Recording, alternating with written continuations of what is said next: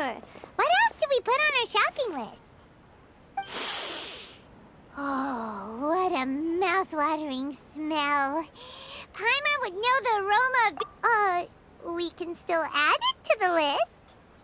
Well, if it isn't the Traveler and Paimon. Wasn't expecting to see you here. Hello there. Oh, it's been quite a while. Huh. So you two are still hanging out together.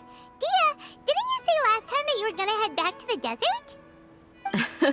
I said I was going to resign from being her bodyguard, not that our friendship was over. We're still the best of friends. The Holmayanis also still post jobs from time to time. Their pay is always generous, so me and the other mercs never pass them up. I told Dheya to just stay at our place when she took one of those jobs a few days ago. My parents were delighted. They even said that it always felt like we were missing someone whenever Dheya wasn't around.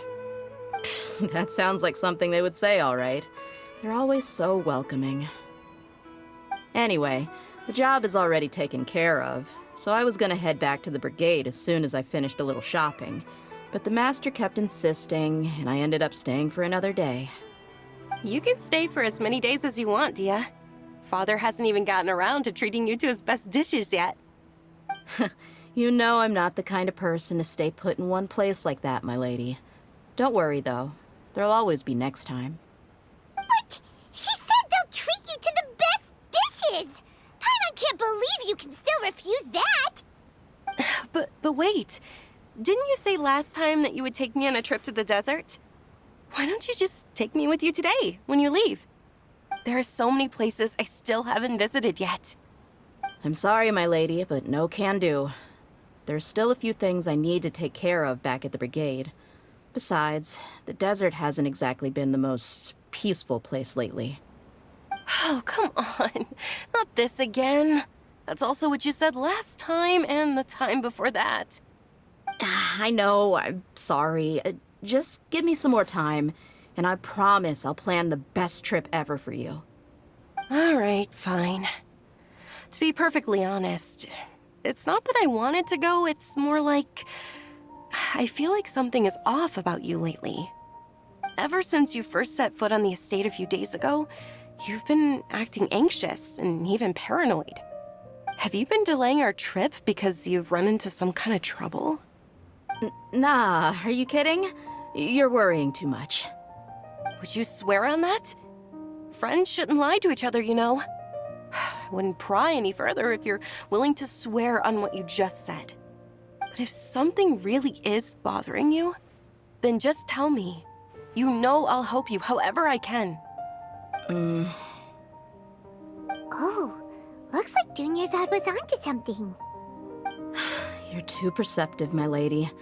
Seems I can't hide anything from you. I just thought that nothing good could come out of telling you about the messy happenings of mercenaries. Knowing too much only leads to more trouble. Mercenary life is a dog-eat-dog world where Mora reigns supreme. Everything operates on a completely different set of rules. That doesn't change anything about what I just said, though. We're still friends, and I can only support you if I understand what's bothering you. My lady, you're not gonna stop until you drag it out of me, are ya? All right, I'll share what I know.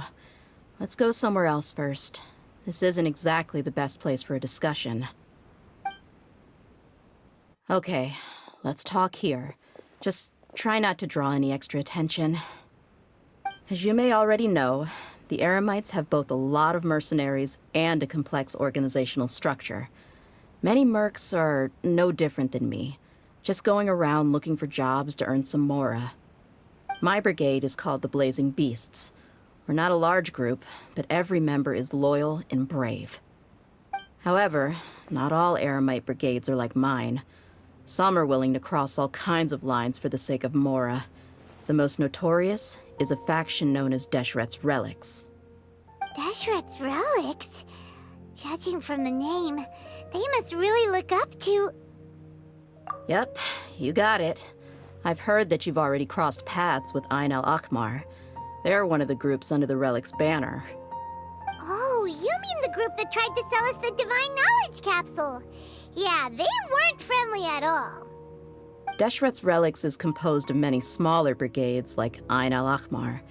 The Relic's headquarters issues orders to all brigades under his control. On any other day, I would want nothing to do with them. Unfortunately, though, the brigade that's stirring up trouble now is none other than Dheya al-Ahmar. Dakan? I think it means beard or something. Believe me, it's a really stupid name. I found it insufferable for years. Anyway, the real issue is that Dheya al-Ahmar is led by my father, Kusela. Say what now? I think I'm starting to understand your anxiety now. But what did they do? I won't go into details, my lady, but they've been involved in a lot of violent incidents. We're talking hundreds. Hundreds? Yep. The scenes tend to be quite gruesome, too. They strip the victims of all their valuables before murdering them. Not only have they targeted merchant caravans and ordinary citizens, but other mercenary brigades as well. That's beyond terrible. They won't even spare their own kind. I don't know how Deshret's Relic sees it. All I do know is that Dheya al-Ahmar has become more and more aggressive over the last few years. If I don't do something about them, then even my brigade or the people of Aru village could become their next target. I just wish I knew what's driven him to do this. Yeah. How can your father do such terrible things? I don't know. People change. He's always been pretty pathetic. But at least in the past, there were still a few lines that he wouldn't cross. That's setting the bar pretty low. I mean, if he was even remotely decent, then why would I have to leave the brigade and cut all ties with him? He was loud and foolish, with no real sense of purpose. Instead of doing anything useful, he spent most of his time drinking and chasing after women. Of course, the other brigade members were just like him. Their ruckus would go on night after night. Sounds like a nightmare. What about your mother? Did she ever step in to stop them? Unfortunately, I never knew my mother. I'm sorry, Dheya. I didn't know. It's all right, my lady. That's pretty common in mercenary circles. Didn't I mention that my father was chasing after women? I was the result of one of those encounters with some random person. He told me that he wasn't sure who my mother was. And in any case, she never came to see me.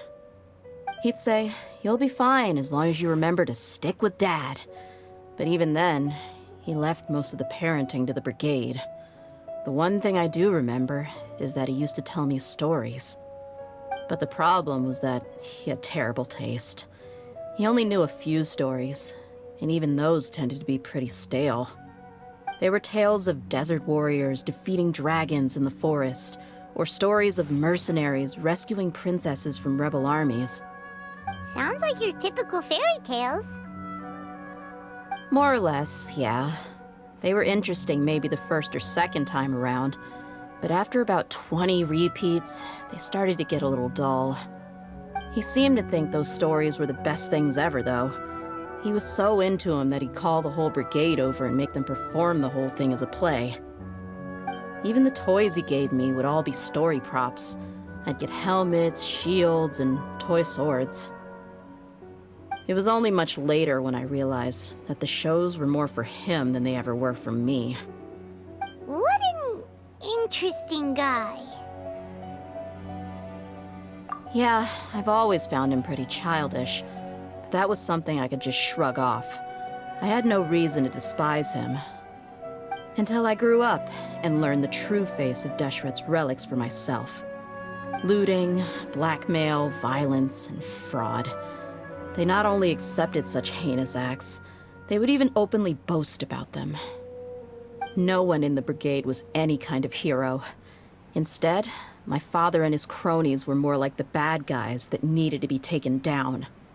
Did they really think that as long as they didn't do any of that stuff right in front of me, I would never know? I think I can understand your feelings. The difference between perception and reality must have hit hard. Yeah, but don't worry, my lady. It's all water under the bridge to me now. I had a huge argument with my father and left that place behind for good. I'm not investigating them due to any bitter feelings I still have towards my father. I just want to protect those that are close. Yeah, I told the boys to gather as much information as they could. Most of the reports concern violent incidents, but there's also some talk of smuggling. I see. But isn't this investigation incredibly dangerous? It is, but every mercenary lives life on the edge. It's a lifestyle that I enjoy. That may be true, but it'll be impossible for those who care about you not to worry. Well, now you get why I didn't want to share any of this with you. What should we do? They both have valid concerns. Huh? But there's no need for you to get caught up in this mess, too. Well, he's super tough, so if he went into the desert with you, then Paimon bets the problem will be solved in no time. I'm inclined to agree. I'd feel a lot more at ease if you took him along to help. I'll wait for news from you in the city until then. Please, stay safe. I'm honored that you care so much for me, my lady. All right, then let's get moving. Our first stop will be Caravan Rebot, where we can catch up a bit with my fellow mercs.